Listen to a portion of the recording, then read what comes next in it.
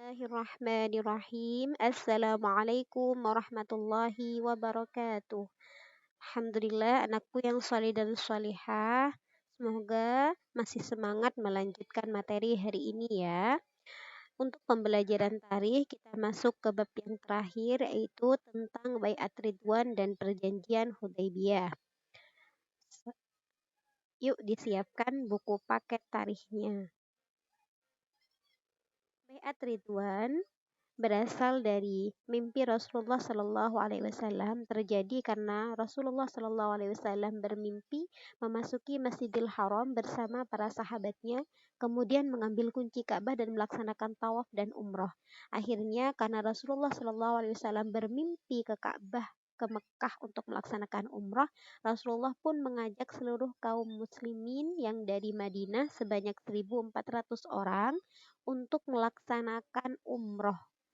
Nah, kejadian Baiat Ridwan ini terjadi pada hari Senin tanggal 1 Dzulqa'dah tahun ke-6 Hijriah. Kedatangan Rasulullah Shallallahu Alaihi Wasallam dan kaum muslimin tentu saja ditolak oleh kaum Quraisy di Mekah. Mereka mengutus salah satu panglima perang mereka yaitu Khalid bin Walid untuk menghadang rombongan Nabi Muhammad. Hingga Nabi Muhammad beristirahat di sebuah tempat di dekat sumur yang bernama Hudaybiyah. Rasulullah Shallallahu Alaihi Wasallam pun menjelaskan tujuan kedatangan mereka ke Mekah.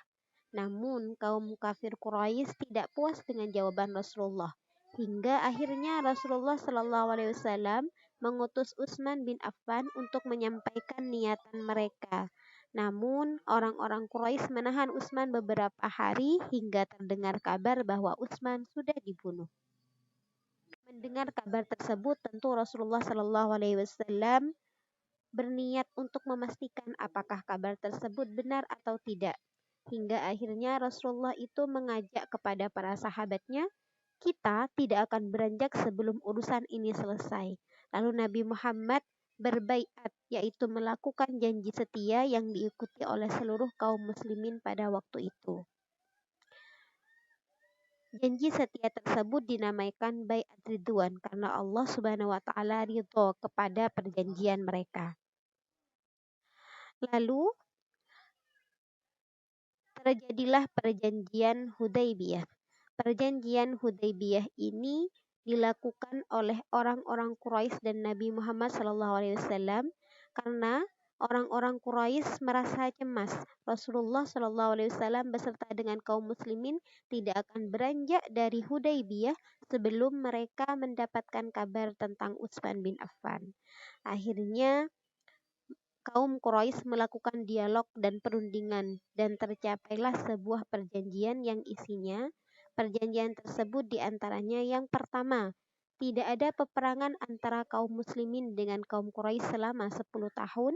Nabi Muhammad dan kaum muslimin tidak melakukan umrah di tahun ini, namun umrah pada tahun berikutnya. Mereka diperbolehkan memasuki Mekah selama 3 hari untuk umrah tanpa membawa peralatan perang. Yang ketiga, setiap orang dari kaum Quraisy yang datang kepada Nabi Muhammad untuk masuk Islam harus dikembalikan kepada kaum Quraisy. Dan setiap orang dari kaum muslimin yang datang kepada kaum Quraisy tidak dikembalikan kepada kaum muslimin.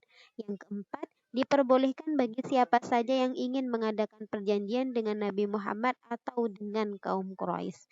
Nah, perjanjian Hudaybiyah ini lebih banyak ditentukan oleh Suhail bin Amr yaitu perwakilan dari kaum kafir Quraisy, sedangkan Nabi Muhammad lebih banyak mengalah dan menerima isi dari perjanjian tersebut.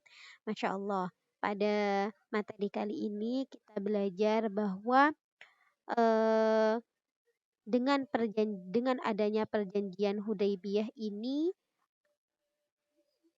ada tanda, ada pengakuan bahwa kaum Quraisy tersebut merasa kaum muslimin itu bertambah kuat.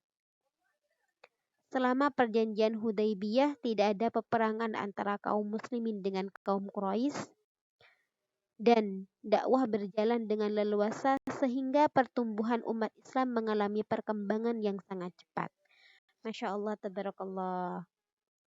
Untuk mempelajari, Ananda bisa kembali membaca di rumah untuk lebih jelasnya lagi ya nak. Lalu bisa dikerjakan tugas worksheet di halaman 101 dan dikumpulkan di pertemuan selanjutnya. Jazakumullahu khairan katsiran. Terima kasih. Wassalamualaikum warahmatullahi wabarakatuh.